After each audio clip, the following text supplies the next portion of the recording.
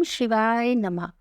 हमारे सनातन धर्म में महाशिवरात्रि का बहुत अधिक महत्व होता है।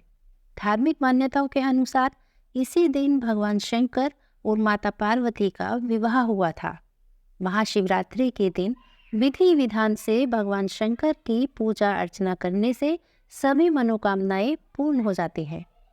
महाशिवरात्रि व्रत के पारण करने से पहले व्रती को महाशिवरात्रि व्रत कथा का पाठ भी अवश्य करना चाहिए। हमारी धार्मिक मान्यताओं के अनुसार व्रत की कथा का पाठ करने से व्रत के शुभ फल की प्राप्ति होती है, इसलिए प्रत्येक व्रत में उसकी कथा का विशेष महत्व होता है। आज की इस वीडियो में आप सुनेंगे महाशिवरात्रि व्रत की कथा।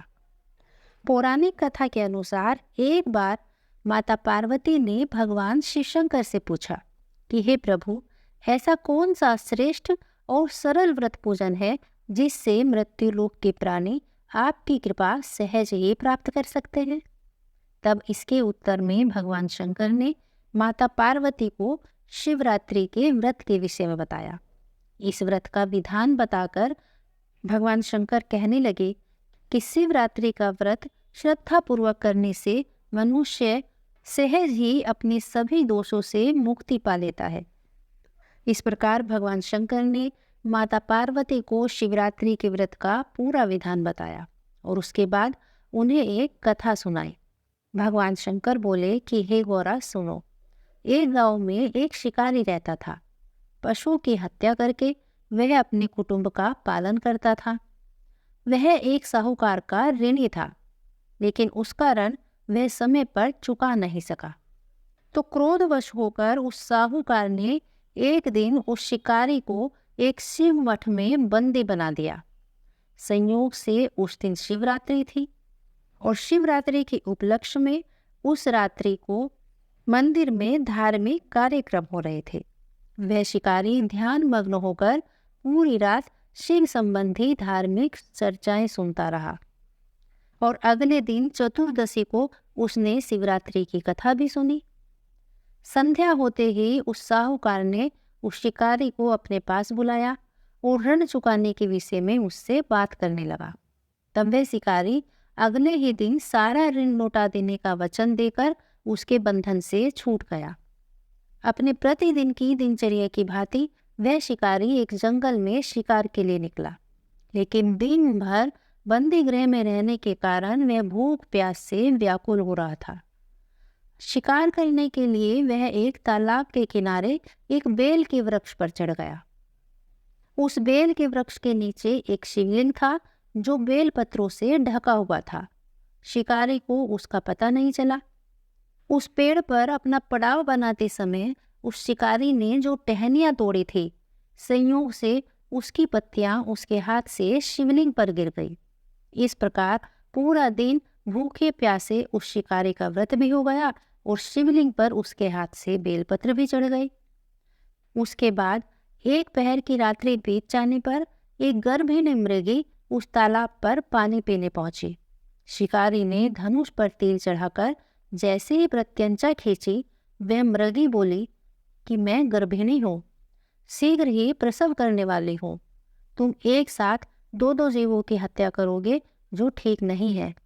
मैं अपने बच्चे को जन्म देकर शीघ्र ही तुम्हारे सामने प्रस्तुत हो जाऊंगी।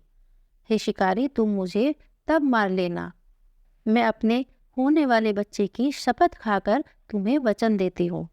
तब उस शिकारी ने अपनी प्रत्यंचा ढीली कर दी और वह मृगी झाड़ियों में लुप्त हो गई। थोड़ी देर बाद एक और मृगी उधर से निकली। उसे देखकर शिकारी की प्रसन्नता का ठिकाना नहीं रहा। उस मृगी के समीप आने पर उसने अपने धनुष पर फिर से बाण चढ़ाया। तब उसे देखकर उस मृगी ने भी विनम्रतापूर्वक उससे निवेदन किया, हे पारधी, मैं थोड़ी देर पहले ही ऋतु से निवृत्त हुई हूँ। मैं एक कामातुर विरहिणी मृगी हूँ, अपने प्रिय की खोज में भटक रही हूँ। मैं अपने पति से मिलकर शीघ्र ही तुम्हारे पास आ जाऊंगी। मैं तुम्हें वचन देती हूँ, उसके बाद तुम अवश्य मुझे मार डालना। उस शिकारी ने उसे भी जाने दिया। 2 बार हाथ आए शिकार को खोकर उसका माथा ठनक गया। वह चिंता में पड़ गया। रात्रि का आखिरी पहर बीत रहा था। तभी एक अन्य मृगी भी अपने बच्चों के साथ उधर से निकली। अब उस शिकारी के लिए ये एक बहुत सुनहरा अवसर था। उसने धनुष पर तीर चढ़ाने में बिल्कुल देर नहीं लगाई। अब वह तीर छोड़ने ही वाला था कि वह मृगी बोली, हे पारधी, मैं इन बच्चों को इनके पिता के हवाले करके तुरंत लौट आऊंगी। तुम इस समय मुझे मत मारो। शिकारी हंसा और बोला, सामने आए शिकार को छोड़ दो, ऐसा मूर्ख नहीं हूं। इससे पहले भी मैं 2 बार अपना शिकार खो चुका हूं। मेरे बच्चे भी भूख और प्यास से तड़प रहे होंगे। उत्तर में उस मृगी ने फिर से कहा कि जैसे तुम्हें अपने बच्चों की ममता सता रही है, वैसे ही मुझे भी अपने बच्चों की ममता सता रही है। इसीलिए सिर्फ बच्चों के नाम पर मैं थोड़ी देर के लिए जीवन दान मांग रही हूँ। हे पारधी, मेरा विश्वास करो, मैं इन्हें इनके पिता के पास छोड़कर तुरंत लौटने की प्रतिज्ञा करती हूँ। मृगी के ये दीन स्वर सुनकर उस शिकारी को उस पर भी दया आ गई और उसने उस मृगी को भी जाने दिया। अब शिकार के अभाव में बेल वृक्ष पर बैठा वह शिकारी बेल पत्र तोड़ तोड़कर नीचे फेंकता जा रहा था। अब जब सवेरा होने ही वाला था तो एक हष्ट पुष्ट मृग उसी रास्ते पर आया। शिकारी ने सोचा कि अब इसका शिकार तो वह अवश्य करेगा। शिकारी ने अपनी प्रत्यंचा खींची और उसे देखकर वह मृग भी बड़े विनीत स्वर में बोला कि हे पारधी भाई, यदि तुमने मुझसे पूर्व आने वाली 3 मृगियों तथा छोटे छोटे बच्चों को मार डाला है तो मुझे भी मारने में तनिक विलंब न करो, ताकि उनके वियोग में मुझे एक क्षण भी दुख न सहना पड़े। मैं उन तीनों मृगियों का पति हूँ और यदि तुमने उन्हें जीवन दान दे दिया है तो मुझे भी कुछ क्षण जीवन दान देने की कृपा करो। मैं उनसे मिलकर तुम्हारे सामने फिर से उपस्थित हो जाऊंगा। अब उस मृग की यह बात सुनते ही उस शिकारी की आंखों के सामने पूरी रात का घटना चक्र घूम गया। उसने सारी कथा उस मृग को सुना दी। तब मृग ने कहा कि मेरी तीनों पत्नियां जिस प्रकार प्रतिज्ञाबद्ध होकर गई हैं, मेरी मृत्यु से मैं अपने धर्म का पालन नहीं कर पाएंगे। इसलिए जैसे तुमने उन्हें विश्वास पात्र मानकर छोड़ा है, वैसे ही मुझे भी जाने दो। मैं उन सब के साथ तुम्हारे सामने शीघ्र ही उपस्थित हो जाऊंगा।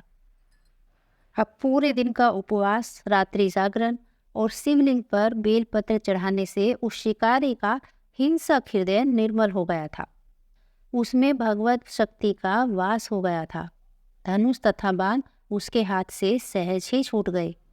भगवान शिव की अनुकंपा से उसका हिंसक हृदय कारुणिक भावों से भर गया। वह अपने अतीत के कर्मों को याद करके पश्चाताप की ज्वाला में जलने लगा। थोड़ी ही देर बाद वह मृग अपने पूरे परिवार सहित उस शिकारी के समक्ष उपस्थित हो गया ताकि वह उनका शिकार कर सके। किंतु जंगली पशुओं की ऐसी सत्यता, सात्विकता और सामूहिक प्रेम भावना देखकर उस शिकारी को बड़ी ग्लानि हुई। उसके नेत्रों से आंसुओं की झड़ी लग गई। उस मृग परिवार को न मारकर उस शिकारी ने अपने कठोर हृदय को जीव हिंसा से सदा सदा के लिए हटा लिया और अपने हृदय को कोमल और दयालु बना लिया। देवलोक से समस्त देव समाज भी इस घटना को देख रहा था। घटना की परिणति होते ही देवी देवताओं ने पुष्पों की वर्षा की। इस प्रकार अनजाने में ही शिवरात्रि का व्रत और रात्रि जागरण करने के कारण उस शिकारी का हृदय सदा सदा के लिए हिंसा से हटकर करुणा और दयालुता से भर गया। उसके बाद उस शिकारी ने अपना संपूर्ण जीवन भगवान शिव की आराधना करते हुए सुखपूर्वक व्यतीत किया और अंत में उसने मोक्ष को प्राप्त किया। शिव पुराण में कहा गया है कि जो भी व्यक्ति या जो भी प्राणी जाने अनजाने में भी शिवरात्रि का व्रत कर लेता है, वह सदा के लिए भगवान शंकर की कृपा का भागी बन जाता है और उससे यमराज के दूत भी दूर रहते हैं। इसलिए प्रत्येक शिव भक्त को महाशिवरात्रि का यह व्रत जरूर करना चाहिए और व्रत की कथा का श्रवण भी अवश्य करना चाहिए। बोलिए भगवान शंकर की जय। माता पार्वती की जय।